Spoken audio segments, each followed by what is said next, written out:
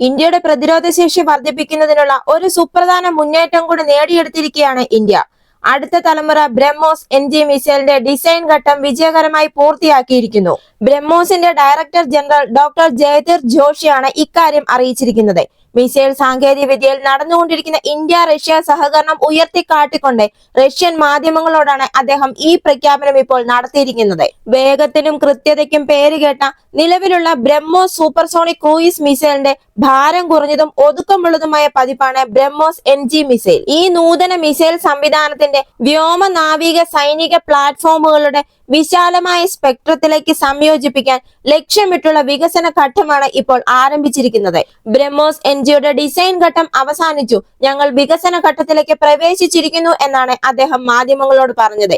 ഇന്ത്യയുടെ മിസൈൽ ആയുധ ശേഖരത്തിന്റെ വൈവിധ്യവും മാരകതയും വർദ്ധിപ്പിക്കുക എന്ന ലക്ഷ്യത്തോടെ യഥാർത്ഥ ഉൽപാദനത്തിലേക്കും പരീക്ഷണത്തിലേക്കും നീങ്ങുന്നതിനെയാണ് ഈ പരിവർത്തനം ഇപ്പോൾ സൂചിപ്പിക്കുന്നത്.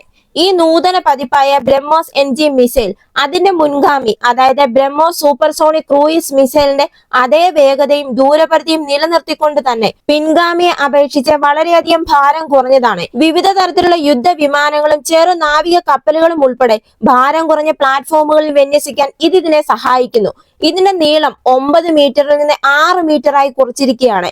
ഇത് തദ്ദേശീയമായ തേജസ് പോലുള്ള ചെറിയ വിമാനങ്ങളുമായും പ്രവർത്തിക്കാൻ ഇതിനെ അനുയോജ്യമാക്കുന്നു. മിസൈലിന്റെ രൂപകൽപ്പനയിൽ നൂതനമായ സ്റ്റെൽത്ത് സവിശേഷതകളും മെച്ചപ്പെട്ട മാർഗനിർദ്ദേശ സംവിധാനവും ഉൾപ്പെടുത്തിയിട്ടുണ്ട്. വിവിധ യുദ്ധ സാഹചര്യങ്ങളിൽ കൃത്യമായ കൃത്യത ഇത് ഉറപ്പാക്കുന്നു. ഈ വികസനം ലക്ഷ്യമിടുന്നത് ബ്രഹ്മോസ് NGയെ ഇന്ത്യക്കൊരു ശക്തമായ ആയുധ സംവിധാനം മാത്രമല്ല, പ്രതിരോധ ശേഷി വർദ്ധിപ്പിക്കാൻ ആഗ്രഹിക്കുന്ന രാജ്യങ്ങൾക്ക് ആകർഷകമായ ഒരു കയറ്റുമതി ഓപ്ഷനും കൂടിയാണ്.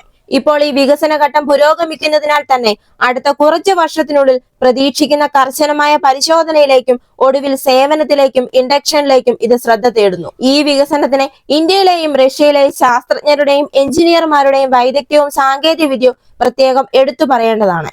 ഈ വീഡിയോ നിങ്ങൾക്ക് ഇഷ്ടമായെങ്കിൽ മറക്കാതെ തന്നെ ഈ ചാനൽ ഒന്ന് സബ്സ്ക്രൈബ് ചെയ്യുക, ഒരു ലൈക്ക് തരിക. അടുത്ത വീഡിയോയുമായി വീണ്ടും കാണാം.